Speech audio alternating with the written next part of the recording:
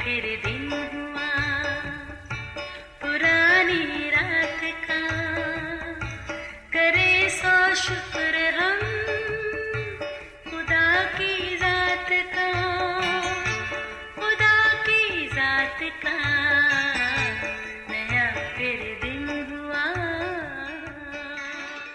आज की आयत, जो मस्कीनों पर रहम करता है खुदावंद को कर्ज देता है और वो अपनी नेकी का बदला पाएगा।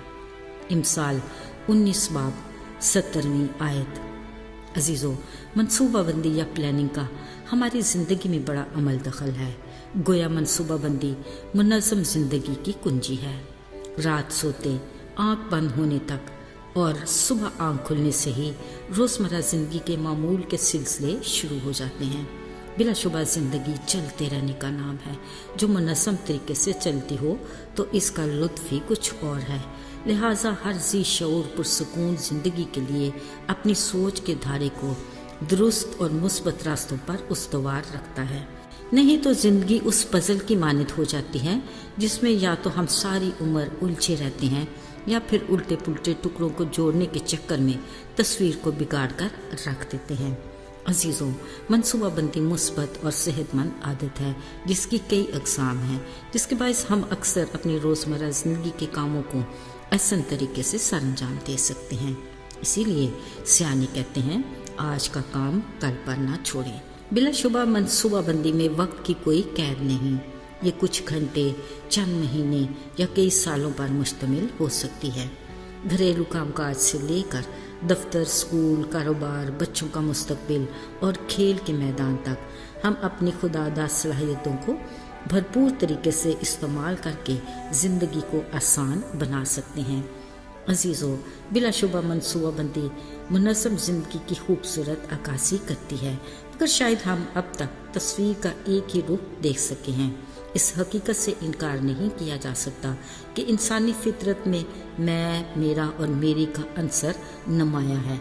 ये एक ऐसा हसार है जिसके बारे में शायद हम ये कह सकते हैं कि हम तो कंबल को छोड़ना चाहते हैं मगर कंबल हमें नहीं छोड़ रहा। मुस्बत सोचों के ताने बाने मनसूबाबंदी की सूरत में हमारी ज़िंदगी अपनी ज़ात के गिर्द घूमती रहती है, मगर ज़रा सा हमें रुक कर सोचना पड़ेगा कि क्या कभी हमने किसी दूसरे के भले का सोचा या कभी भी ज़रूरतमंद के लिए कोई मनसूबाबंदी की। हमारे आसपास बहुत से ऐसे लोग हैं जो मुश्किलात के गर्दाब में फंसे गुर्बत की चक्की में पिस रहे होते हैं, मगर गैरत की चादर ओढ़े हाथ फैलाने की हिम्मत नहीं कर पाते। बस अपनी हर सांस के साथ किसी मसीहा के मुंतज़िर रहते हैं। बिलाशुबा मसीहा किसी भी रूप में अपनी मखलूक का मददगार तो है ही, पर सोचना पड़ेगा, अंदर से बंद खिड़की से बाहर झांकने से किसी तरह की सर्दी का एहसास किसी को नहीं होता और ना ही उस वक्त तक ठंड की कदर होती है जब तक तपिश का तजर्बा ना हो। अजीज़ों, हमें किसी बड़े मौके की तलाश में वक्त को ज़िया नहीं करना चाहिए, बल्कि कोई छोटा सा नेकी का काम भी किया हो तो खुदा की बरकत के बड़े दरवाजे खुल जाते हैं। याद रहे, खुदा की मेहरबान ज़ात इंसान ही को अपने मंसूबे के लिए इस्तेमाल करती है। जब हम अपने लिए बरकत के तलबगार होते हैं तो हमें ये ज़रूर अपने रब से पूछना चाहिए कि ऐ खुदा, अगर मैं तेरे किसी मंसूबे में काम आ सकूं तो मुझे इस्तेमाल कर। यकीनन खुदा हमें मसीहा के रूप में किसी भूखे, नंगे, लाचार, बीमार की मदद के लिए भेज सकता है। खुदा करे हम जो खुदावन में मसरूर और शाद ज़िंदगी बसर कर रहे हैं, कोशिश कीजिए किसी उदास चेहरे पर मुस्कुराहट लाने की वजह बनते रहें। अजीज़ों, खुदा की हमारे लिए मनसूबाबंदी बड़ी बाकमाल है।